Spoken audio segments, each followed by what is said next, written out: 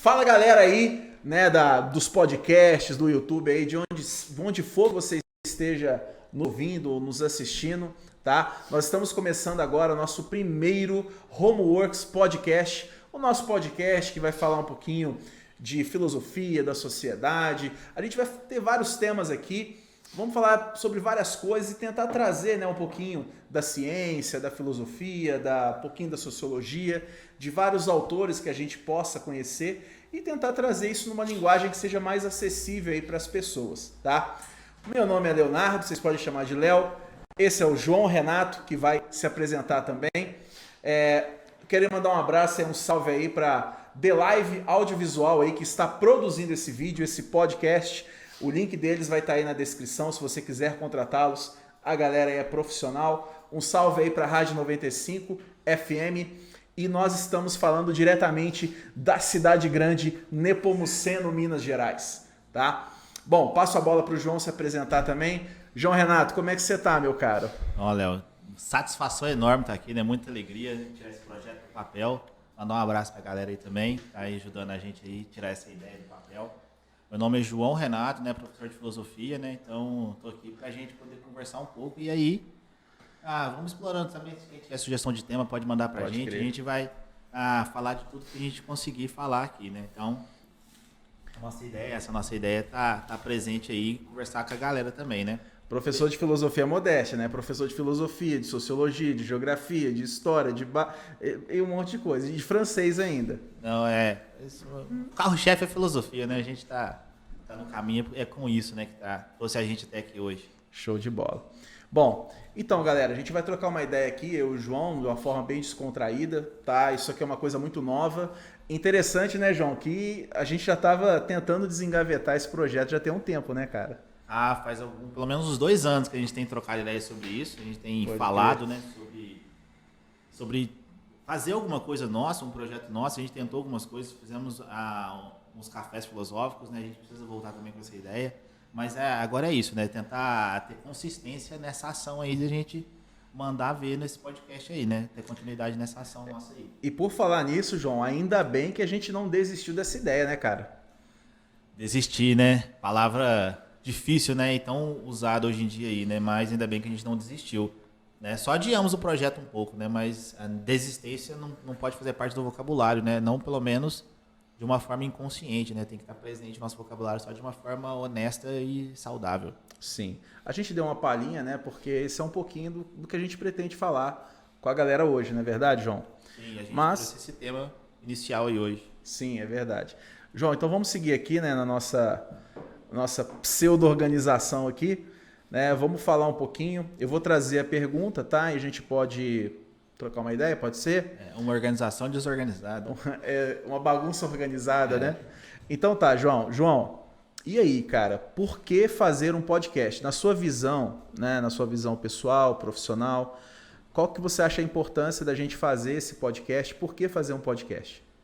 Interessante a gente começar com essa pergunta, né? Uma vez que a gente já trouxe essa ideia de que a gente tentou algumas vezes colocar isso em prática e não conseguiu, né? Então seria muito fácil desistir de fazer isso, né? Tem obstáculo, é difícil, né? Então por que fazer um podcast? Eu acho que seria a melhor forma que a gente tem hoje, né? Dado o uso da internet, dado o uso massivo, né, de áudio, né? A galera usa muito áudio para fazer caminhada, para ir para academia, né? Então é uma forma que a gente tem de comunicar uma ideia. Porque, afinal de contas, a gente fala, um escritor escreve, é para ser ouvido, é para se comunicar com alguém. Certo. Então, mas eu também gostaria de ouvir você, Léo, porque a gente está fazendo um podcast agora. Cara, eu acho interessante, quando eu estava na faculdade, por exemplo, eu tinha eu acho que a universidade, de modo geral, ela te dá muitas opções. Ela é realmente um universo, né, cara? Eu acho que ela te dá muitas opções, não só da sala de aula, mas opções de conhecer pessoas, de viver vários tipos de experiências, né? Aí eu lembro uma coisa, cara, eu lembro que eu aprendia muito, cara, conversando com os meus colegas, cara. Conversando com os meus amigos na faculdade, assim, nas casas, a gente reunia, às vezes, em repúblicas de colegas, encontro, né, com os amigos. E, às vezes a gente sentava para debater ideias, às vezes a gente sentava para conversar mesmo, cara, e aí um assunto puxa outro. E eu lembro que são momentos que me marcaram e me marcam até hoje. Como que você aprende numa conversa saudável, cara? Né? E eu já participei de algumas que não foram tão saudáveis. Né? Eu acho que isso é bem comum também. A gente aprende com essas conversas não saudáveis também, né? Assim, a gente está sempre aprendendo a se colocar. Mas é interessante você falar sobre isso, sobre a questão do diálogo. A gente precisa lembrar que a filosofia e a ciência são atividades de diálogo, são atividades de comprometimento com o outro.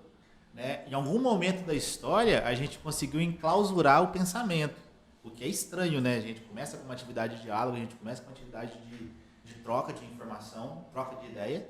Em algum momento da história, e a gente pode retomar esse outro momento, né? Mas em algum momento durante a Idade Média, a filosofia se enclausurou e o conhecimento acabou se enclausurando também nos monastérios, nas universidades, né? E o próprio conceito de academia hoje é isso, né? Aquilo que está longe, né?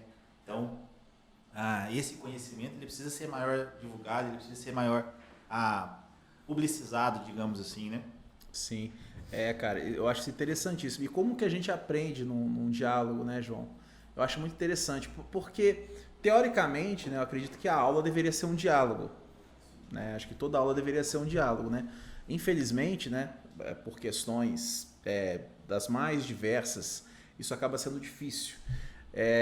E uma coisa que eu penso que é interessante, cara, raramente eu vejo conversas saudáveis. Não no sentido de assuntos, mas pessoas que têm a capacidade de conversar, velho. Eu acho que o podcast também, cara, eu acho que ele traz esse tom de ensino, cara. Ensinar as pessoas a conversarem, a aprenderem novamente a conversar. Sim, exatamente. Essa questão do conversar é interessante, porque às vezes a gente pensa que o conversar é saber falar. Mas a primeira ação que você tem que ter para uma boa conversa é saber ouvir. E pensar. E pensar, né? Mas você tem que ouvir de uma forma realmente honesta, de uma forma realmente aberta. Às vezes até falo o seguinte, o pessoal comenta, né? Que você já está ouvindo, pensando na resposta que você vai dar. Você não está disposto a entender realmente o que o outro está te dizendo. Então, saber ouvir é fundamental para uma conversa acontecer. Eu sempre falo, cara, eu sempre acreditei, né? Isso eu acho que eu desenvolvi essa crença depois que eu fui para a faculdade, entendeu? Eu acredito que o debate raiz, cara, não é o debate que eu tenho que te vencer, saca? Eu acho que o debate raiz, cara, é o debate que a gente troca ideia e eu falo assim, eu discordo, eu concordo por causa disso, disso, disso. E, cara, eu até quero fazer um apelo aqui, né? Não tem problema você discordar dos outros, cara. Isso não é ofensa, entendeu? Eu acho que a gente tem que aprender a discordar e ser discordado também, não é verdade? É interessante, você precisa aprender a se colocar, né? Aprender a expor, mas também com essa honestidade de saber ouvir, de saber receber alguma crítica, né? Porque a coisa que eu percebo, cara, é que a gente sempre sai maior de um diálogo, entende? E o objetivo não é vencer, cara. Eu acho que o objetivo talvez, né, de uma forma estoica, é vencer a si mesmo. Eu acho que o objetivo de um debate é falar assim, cara, tinha coisas que eu acreditava que eu não acredito mais, tinha coisas que eu não sabia, agora eu sei, tinha preconceitos que eu tinha, agora não tenho, e eu aprendi, eu te agradeço por você ter me confrontado. Eu acho que o debate, ele é importante no sentido do confronto, o confronto não no sentido do confronto inimigo, mas o confronto assim, eu coloco ideias, você, coloca ideias, a gente tem um confronto de ideias, não no objetivo de vencer, mas no objetivo de crescer. Entende? Quando você partilha uma ideia, né, essa ideia não se perde. Né? Então, quando você divide uma ideia com alguém, essa ideia ela acrescenta. Então, você dá uma ideia para alguém dá uma ideia para você saiu com 2 ideias e a pessoa saiu com 2 ideias. Isso não se perde, né? Não é material no sentido de que a gente divide e isso se perde. Não, pelo contrário. A gente divide e aumenta. Né? Então, trocar ideia ela é extremamente importante exatamente por isso. Porque a gente sempre sai acrescido. Mesmo que eu não concorde. Né? Então, mesmo que a pessoa apresente uma ideia totalmente diferente da minha, no mínimo agora eu sei discordar dela e eu sei por que ela tem aquela ideia ou não. Interessante, né, João, que a gente está saindo totalmente do tema, mas assim, aproveitando essa que a gente está saindo do tema aqui, né, nos dias de hoje, mais do que nunca, assim, por que você acha tão importante essa troca de ideia, cara? As pessoas saberem trocar uma ideia, assim. Nos dias de hoje, talvez seja o mesmo motivo de sempre, né? A gente só chegou até onde chegou hoje porque a gente partilhou. Né? A humanidade só chegou onde chegou por causa da partilha, por causa da troca de informação, por causa da troca de conhecimento. Né? E o que marca a cultura humana é exatamente esse processo de troca de informação e conhecimento. Sem esse processo de troca de informação e conhecimento, a humanidade não teria evoluído. Então, imagina você construir um abrigo na tempo das cavernas sozinho. Então, você precisa de que alguém te ajude, né? E é por isso, exatamente por isso. Né? Algumas teorias antropológicas até vão dizer que a linguagem articulada que o ser humano tem existe exatamente por causa disso. Por causa dessa necessidade que nós temos de depender do outro, de precisar dessa troca do outro. Né? E aí uma troca material, que começa com a construção de abrigo, partilha de alimento. Né? E aí a gente necessariamente produziu cultura a partir dessa troca. E você acha que essa questão da gente precisar do outro ou não, você acha que isso está sendo perdido? Essa percepção de eu precisar do outro, não precisar do outro? O que você vê assim, cara? Sim, talvez seja uma ambiguidade das superaglomerações, né, das sociedades humanas contemporâneas. Né? Então, a gente vive de uma forma muito isolada, mesmo estando perto de muita gente. Né? O que eu quero dizer com isso? Né? Vamos lá, né? Então, imagina uma cidade pequena, igual Nepomuceno, onde a gente mora. Todo mundo se conhece, uma cidade pequena, todo mundo se conhece, é maneira de dizer, mas você conhece muita gente, alguém conhece um parente seu, então você se sente num lar, né? Você se sente de uma forma muito familiar. Você vai numa cidade igual São Paulo, né? Tem muito mais gente do que Nepomuceno, mas a experiência de você ser invisível é muito maior. Porque você passa a ter realmente despercebido, né? Você não é ninguém no meio da multidão, então você passa realmente despercebido. Então, quanto mais as pessoas se aglomeram, parece que mais a gente perde a capacidade de se conectar de forma de fato, né? Com o lugar, né? Então, exatamente por isso, essa superaglomeração talvez gere essa sensação de individualidade. Interessante, né, cara?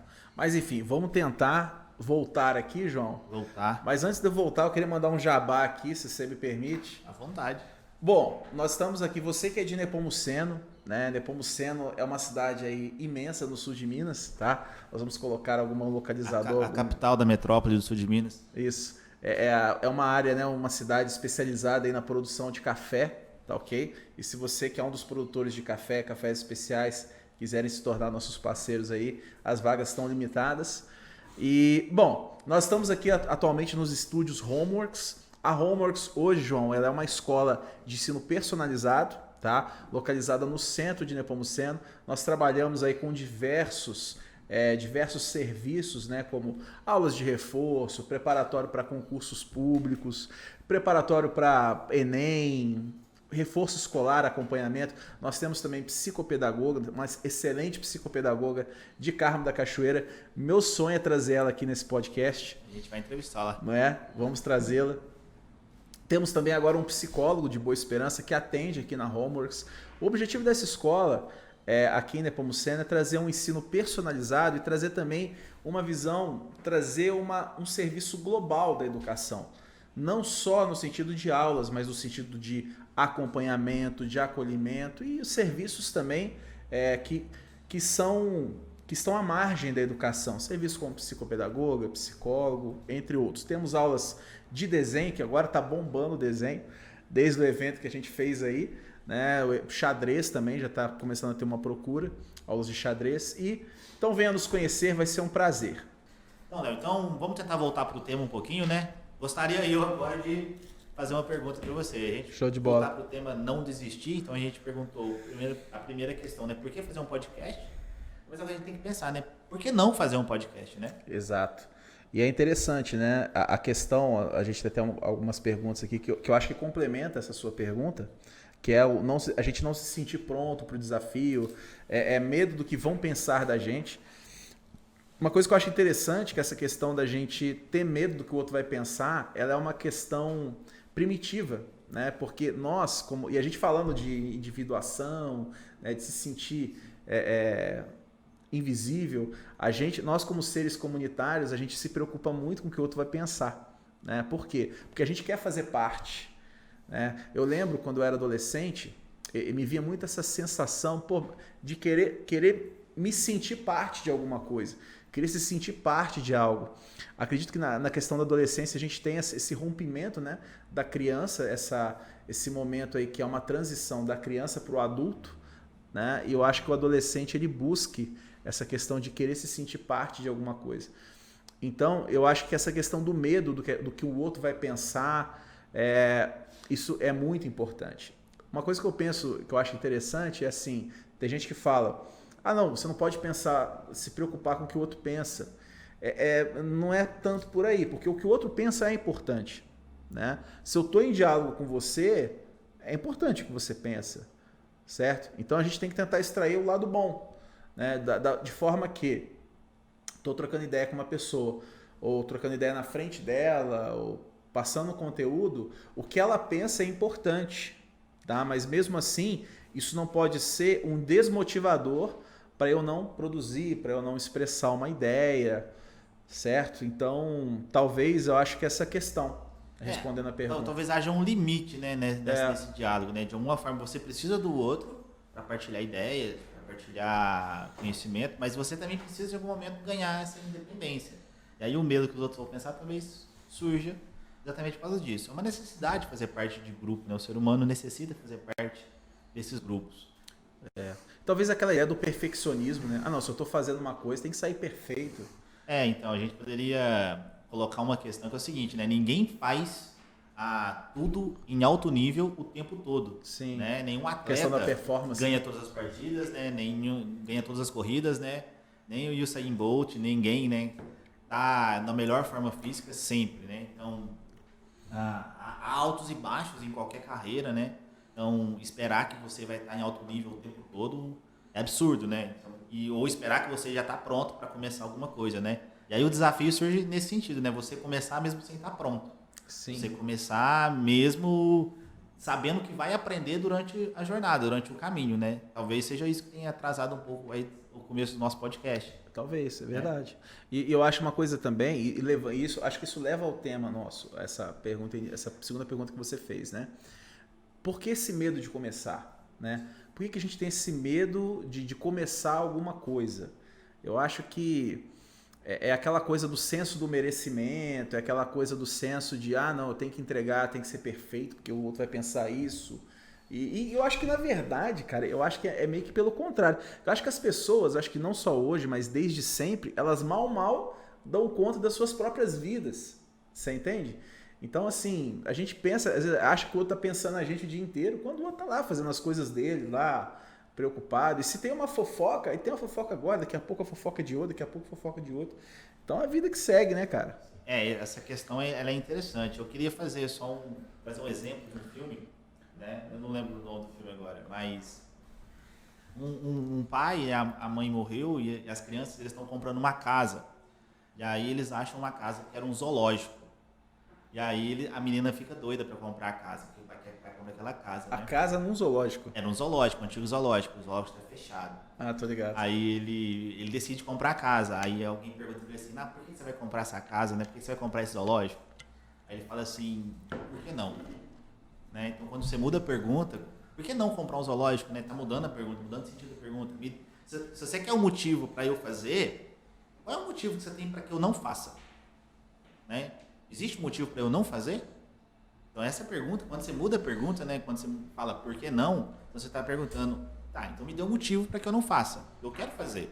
Né? Eu quero comprar um zoológico, por exemplo. Então, já que eu quero fazer, deixa eu fazer.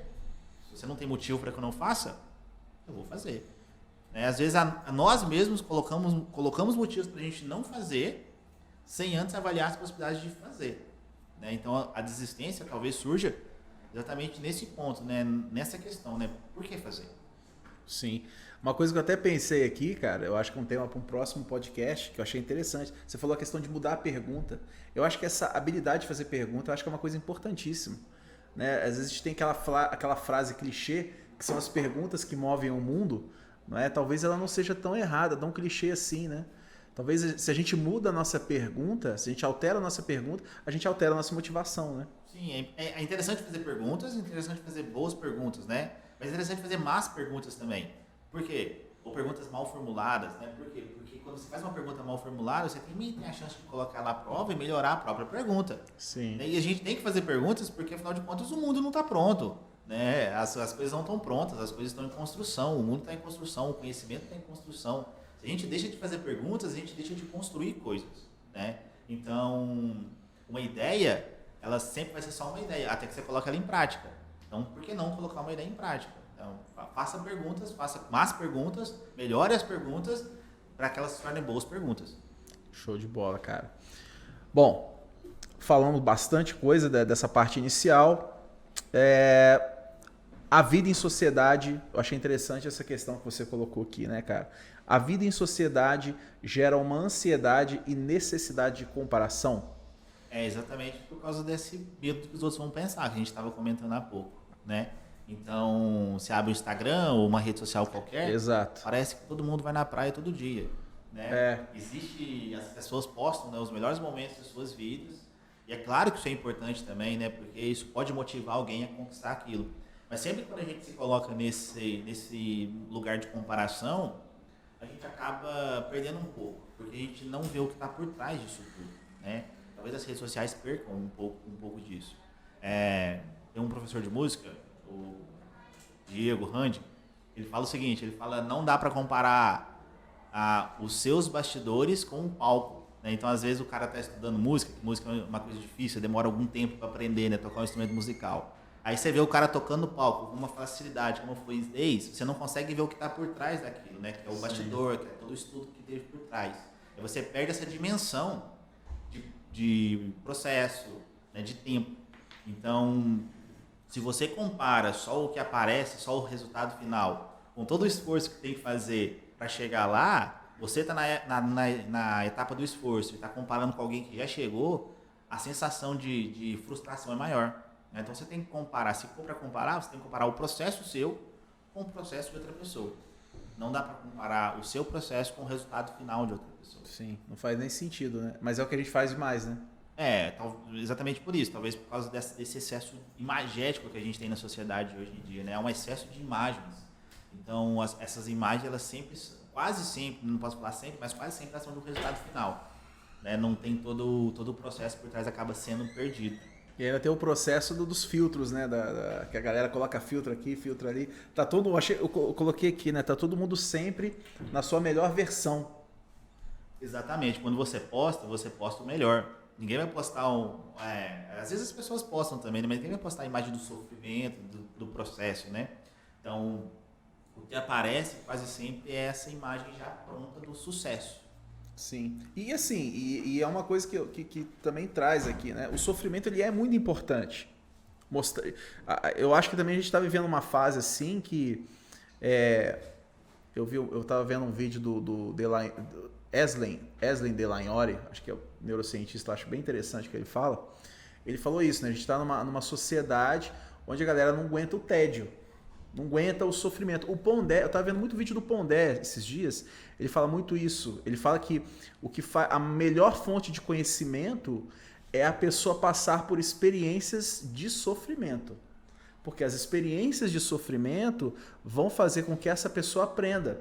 Porque ele fala assim, eu lembro que ele deu um exemplo muito interessante. Ele fala assim, o jovem de 23 anos que ficou rico porque fez alguma coisa, ele é um cara chato, ele não tem muito nada assim para fora desse mundinho dele para acrescentar. Então ele falou o seguinte, se ele não tiver nenhum tipo de experiência de um amor que não foi correspondido, de um sofrimento, a tendência, se ele não passar por nenhuma experiência de sofrimento, a tendência é ele se tornar um cara chato e que não vai dar conta das coisas, né? Por algum tempo da vida você até consegue evitar sofrimento, né? Mas é impossível você passar uma vida incólume, né? Uma vida sem nenhuma experiência de sofrimento, sem nenhuma experiência arrebatadora de sofrimento, né? Você vai perder alguém que é importante para você, você vai perder alguma coisa que é importante para você. Se você não passa por isso, não aprende a lidar com o sofrimento, né? Você tem sempre uma fuga, então você não vai vivenciar essa experiência de fato, né? O luto é importante, perder coisas é importante, né?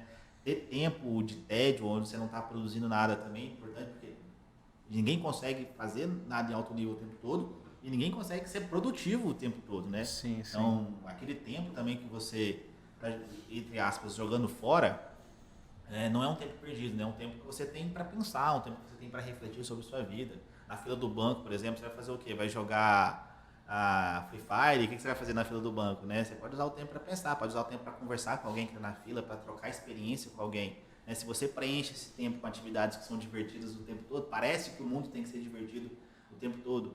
mas não é, né? Às vezes as experiências elas são um pouco chatas, um pouco desanimadoras, você precisa sentar, você precisa estudar, você aprendeu instrumento musical, você precisa sentar, estudar, então as coisas mais importantes da vida talvez sejam aquelas que demandam mais esforço e mais dedicação e mais tempo. Sim.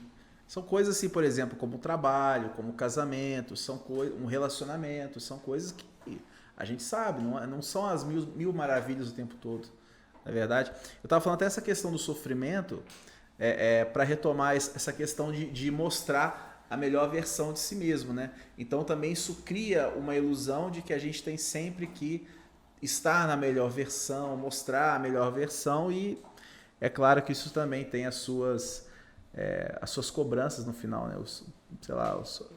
Isso vai cobrar uma conta depois, né? Isso vai ter um problema depois, né? O alto nível, ele é complicado de você manter. E assim, não diria nem se vai ser um alto nível, né? Eu diria talvez uma ilusão de um alto nível, né? Sim. Talvez. Você precisa extrair o melhor de si, mas é importante saber que esse melhor de si tem as circunstâncias do dia ou do momento que você está passando. Show de bola. Léo, queria fazer uma pergunta para você, cara, né? Então, diga. Falando em desistência, né? Por que então seria tão comum, né, a gente desistir de projeto, desistir de tarefas que são importantes para a gente? O que você acha que acontece às pessoas? Elas encontram essa barreira de não terminar alguma coisa. Cara, assim, eu não sou o dono da verdade. Eu acho que isso é uma pergunta, no mínimo filosófica, onde você teria 30 autores, cada autor teria um tratado, um ensaio diferente sobre isso, né? Mas assim, eu acho que de maneira prática, cara, assim, tentando trazer um pouquinho da filosofia, um pouquinho daquilo que eu estudei, daquilo que eu li, eu lembrei, e é um livro que eu li, que eu até gostaria de compartilhar com a galera aqui, inclusive que bebe em fontes de psicanálise, em fontes, né, de teoria junguiana, que é A Guerra da Arte, de Steven Pressfield. Esse, cara, foi um livro que eu aconselho você que está nos assistindo aí, leia esse livro, Guerra da Arte, o livro de Steven Pressfield. Eu achei interessante que esse livro, Guerra da Arte, o próprio título, ele é provocante no sentido de arte da guerra, né? Só que não é a arte da guerra, é a guerra da arte. Eu acho que ele fez um trocadilho nesse sentido. Esse livro, cara, ele é basicamente o seguinte, ele fala sobre como as dificuldades de você produzir a sua obra. Eu lembrei até aquela palestra do Cortella que ele fala, né? Qual a tua obra? E nesse livro, cara, esse cara, o Steven Pressfield, que ele é um autor de livros, ele fez muita coisa na vida dele. Desde ser fuzileiro naval, desde trabalhar com várias e várias coisas. Porém, cara, ele sempre teve o sonho de ser escritor, de produzir livros. E na época dele, ele tinha uma máquina de escrever, aquela... ele fala de uma forma tão categórica da máquina de escrever dele, que é uma não sei o que Corona, parece até um coronavírus, um XP Corona, um negócio assim. E ele... Quão difícil é você sentar, no caso dele, né? Para ele sentar com a máquina de escrever dele e produzir a obra dele. Escrever. Entendeu? Então ele fala sobre isso, sobre essa guerra interior, né, que as pessoas travam dentro de si mesmas, né? E aí ele chama essa questão que está em nós de resistência. Então quando você se propõe diante de um ideal de valor, diante de algo que você queira produzir como arte, né? Eu acho que a arte aqui seria uma arte também no sentido nietzschiano, que envolva aí muitas coisas, né? A arte seja a arte de dar aula, a arte de ensinar, uma arte marcial, uma produção artística mesmo, né? De um modo geral. Estou errado? Seria nesse conceito mesmo? Eu não conheço esse livro, né? Eu falo assim, a arte de uma forma generalista, não só de música ou quadro. Você pode definir a arte de várias formas, né? Como uma expressão. Eu digo assim, quais autores filosóficos pegariam essa definição mais generalista de arte? A gente vai falar de arte na filosofia depois do século XVIII, né? Nem o Kant vai falar assim. Tá, um Baumgarten, né, que vai falar lá sobre a questão da estética, da obra de arte, aí vai falar da obra de arte como belo e tudo. Mas, em geral, hoje é muito recente o estudo o estudo filosófico da arte. Sim. Como um objeto específico, né? A gente Sim. vai falar, o Platão fala também, mas dentro da filosofia, dentro de uma questão política. Como objeto específico de estudo filosófico, é muito recente. Sim. E assim, voltando, né, ao que a gente estava comentando, ele fala como é difícil a gente sentar e fazer o nosso trabalho. Como é difícil sentar e fazer o seu trabalho. Muito difícil. E eu até quero deixar especificado, eu vou até usar um termo meio coach aqui que o pessoal usa, que é a diferença entre ocupação e produção. Tá? A famosa regra de Pareto, 80-20, né? 20% que a gente faz gera 80% dos nossos resultados. Então, 80% do tempo a gente está ocupado com aquilo que nos sustenta, de modo geral. Aquilo que a gente tem que fazer, aquilo que alguém manda você fazer. Nós dois somos professores, né? Então a gente vai, a hora tal tem que dar aula, turma tal, da aula, prepara a aula, pá. Só que existe um tempo que é o tempo de produção, que a gente sabe que tem que fazer alguma coisa. Quando eu digo fazer alguma coisa, não é aquelas burocracias que a gente tem que fazer, né? Mas eu digo assim, que a gente adora, inclusive, né? Mas no sentido de sentar e produzir. Vou produzir, nem que seja um material didático. Vou produzir uma aula. Vou produzir uma aula melhor. Ou eu vou produzir isso, vou escrever aquilo, né? Então, eu acho que essa produção, esse trabalho de produção, que era, por exemplo, o Steven Pressfield falava, que era sentar e escrever, produzir. Então, ele fala basicamente o livro sobre isso, tá? Como que isso acontece nas famílias, como que isso acontece de uma forma individual, né? Então, uma das coisas que ele justifica é a questão do ego, que eu acho que pega um pouquinho da psicanálise. Então, essa resistência, ela vem um pouquinho da ferramenta do ego, tá? Essa questão do ego, o ego é como se fosse uma parte de você que as pessoas acham que é inimigo, mas não é bem por aí. Ele é meio que uma parte sua, da sua psique, né? Que ele quer te proteger e ele quer que você esteja confortável, porque a mudança ela acaba sendo provocativa pra gente. A gente como mamífero, né? Eu acho que a gente tem esse lado primitivo, instintivo, a gente quer o ócio, né? A gente quer fazer o mínimo, gastar o mínimo de energia, não é verdade? Então parece que o ego, ele vem como essa parte da psique que fala assim, não, cara, fica tranquilo na sua zona de conforto, entendeu? Porque vai dar tudo certo e é isso. Então a Guerra da Arte, ela vai falar pra gente, né? É sobre essa guerra, né? Que o ego, que aí aparece a resistência através do ego, que vai querer impedir a gente de produzir. Por quê?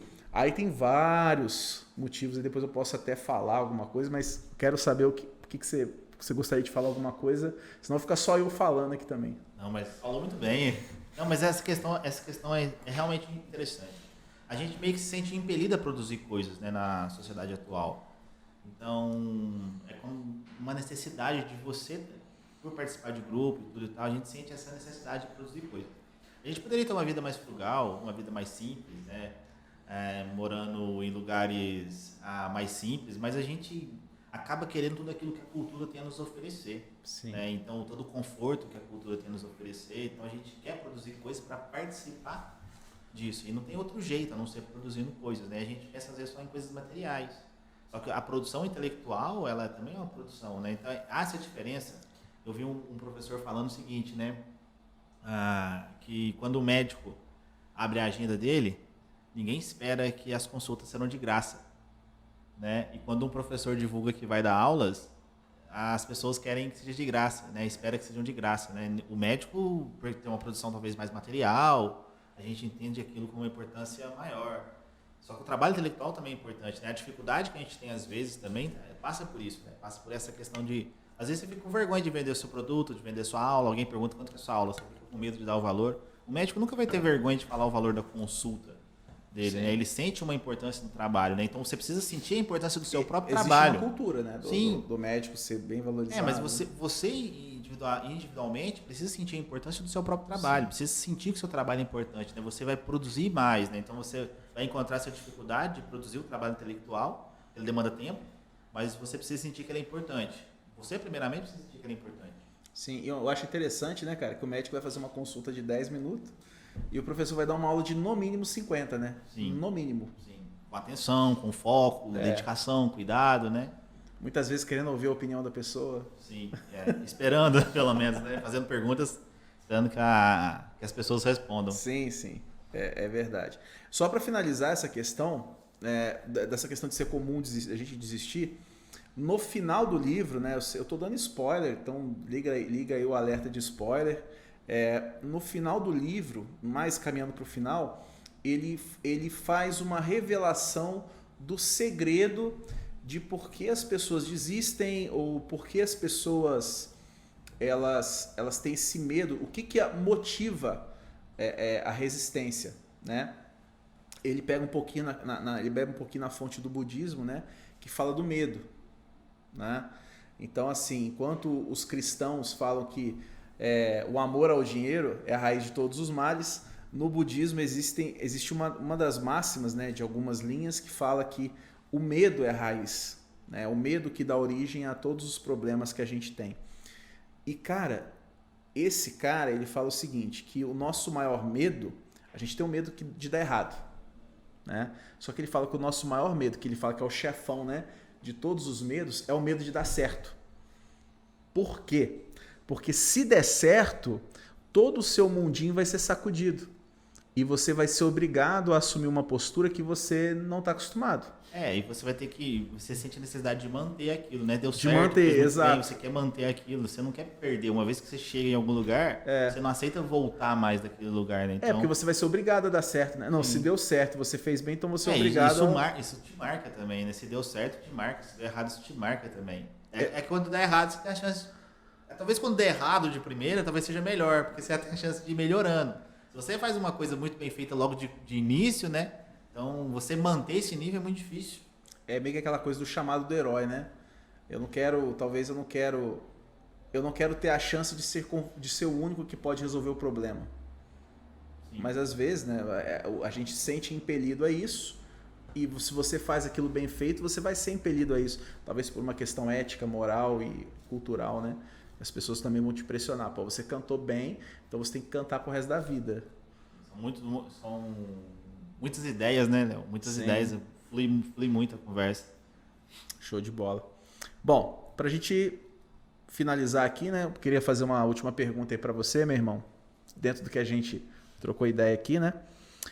Eu queria que você falasse pra gente aqui um pouquinho o seguinte: o que o estoicismo tem a dizer sobre a importância de persistir diante dos desafios?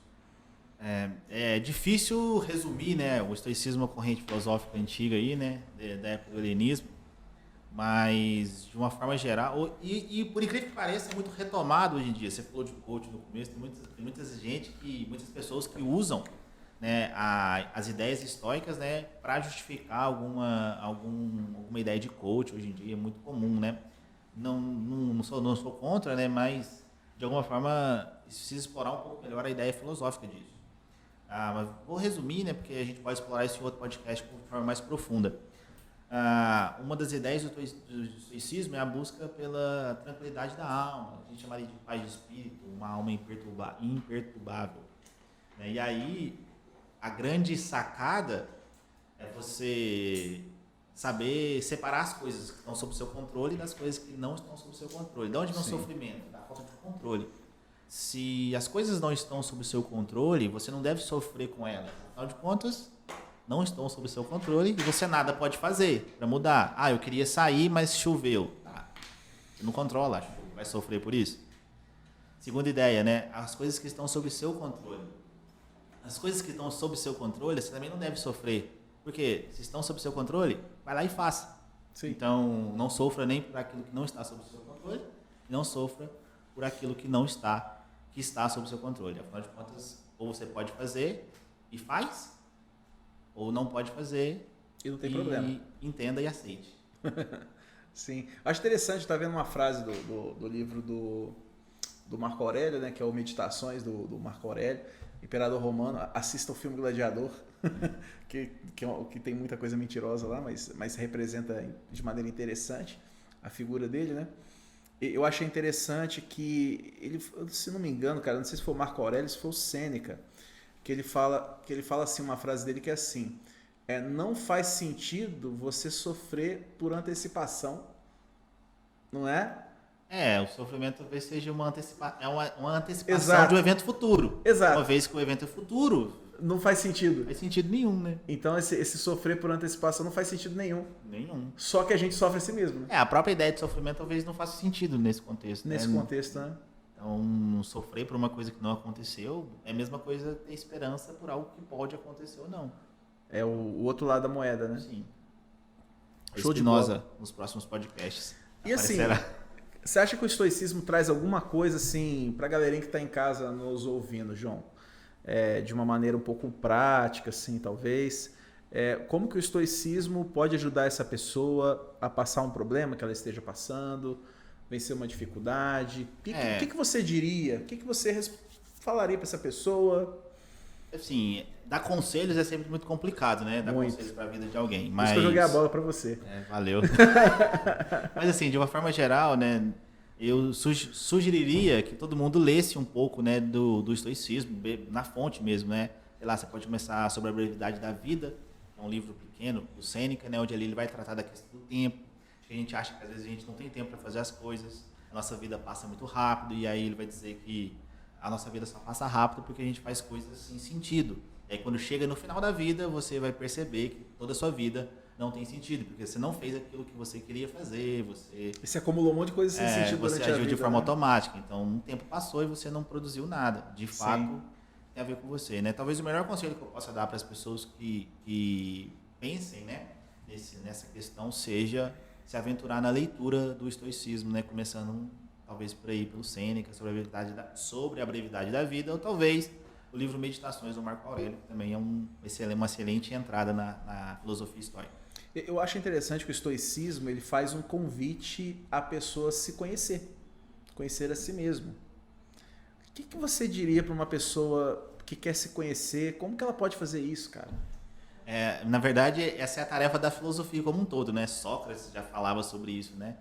Então, a melhor forma de autoconhecimento é demandar tempo, meditar. É o próprio autoconhecimento. É o próprio autoconhecimento, né? Então, não é o próprio conhecimento. Se o conhecimento das coisas exteriores não é algo estático, o autoconhecimento também não é, né? A gente está em constante mudança, então a gente precisa olhar para dentro de si com um pouco mais de cautela, um pouco mais de cuidado, talvez não agir de forma tão automática, né? Demandar mais reflexão sobre as coisas que a gente faz. Sim. São ferramentas que a gente pode utilizar, né? Mas para cada um também vai servir uma coisa, né? Sim. Uma coisa que eu acho interessante, por exemplo, na filosofia oriental, né, filosofia chinesa, um pouco do confucionismo, né, eu vejo muito essa questão do todo o conhecimento é autoconhecimento. Eu acho isso muito interessante, essa máxima. Sim. A gente poderia também falar do estoicismo nesse sentido, né? Você estuda física, por exemplo, né? Uma das tarefas do estoicismo é estudar física, ética. Por quê? Porque o conhecimento da natureza implica nesse entendimento do lugar que você também ocupa, né? Então, uma vez que você está relacionado com as coisas ao seu redor, você não se encontra de forma desconectada delas, você precisa conhecê-las também para entender, né, a relação que você e a sua subjetividade têm com essas coisas exteriores. Eu acho interessante que você falou também a questão da leitura, né? Leia e tal, leia estoicismo, leia. Eu acho que, pelo que a gente está falando, né, o próprio ato de leitura ele vai te forçar a desenvolver um autoconhecimento, uma disciplina, não é? Uma força de vontade. Uma boa literatura, né? Toca questões fundamentais da humanidade, né? Questões fundamentais do ser humano. Então, quando você entra em contato com essa literatura, você está fazendo um esforço de autoconhecimento também. Né? Ele vai te dizer coisas, vai fazer você pensar em coisas tão universais que acabam sendo individuais. Porque vai estar presente em você de alguma forma. E isso é o que eu acho legal da filosofia, João. Eu acho que isso é uma das coisas que me motiva a estudar filosofia. Porque eu acho que a filosofia, quando eu estudo filosofia, não é sobre a filosofia em si. É sobre como eu posso pegar aquele conhecimento Pô, e aplicar. Você pega uma teoria dos afetos do Spinoza, uma teoria de Aristóteles. Como que eu posso entender a vida através de Aristóteles? E são questões que todo mundo alguma vez já pensou, né? O que é a Sim, vida, o que é o claro. amor, todo mundo já pensou. Pelo menos um dia na vida já fez reflexões do tipo. Então, todo mundo já fez filosofia em algum sentido, né? Pelo menos do ponto de vista das perguntas. Sim, show de bola. Bom, John, então eu acho que finalizamos aqui algumas perguntas. Você quer fazer mais alguma pergunta, algum comentário? Eu acho que tem muita coisa pra gente explorar nos próximos podcasts aí, Léo, né? Muitas ideias.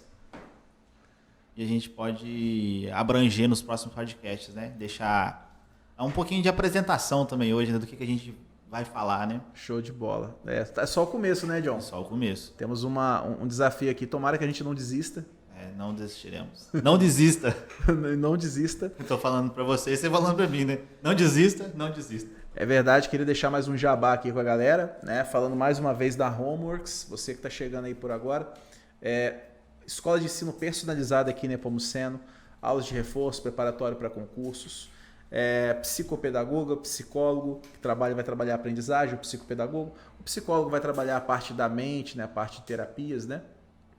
E temos também, né, parceira nossa aí também, a KNN Idiomas, que está aqui em Nepomuceno, é uma franquia gigante, que está aqui em Nepomuceno, com diversos idiomas aí, inglês, o espanhol, o francês e o alemão, tá? Você que quer fazer um idioma, mora aqui em Nepomuceno, mora aqui perto, quer trabalhar, quer fazer um idioma de qualidade, procure a KNN Idiomas, tá ok?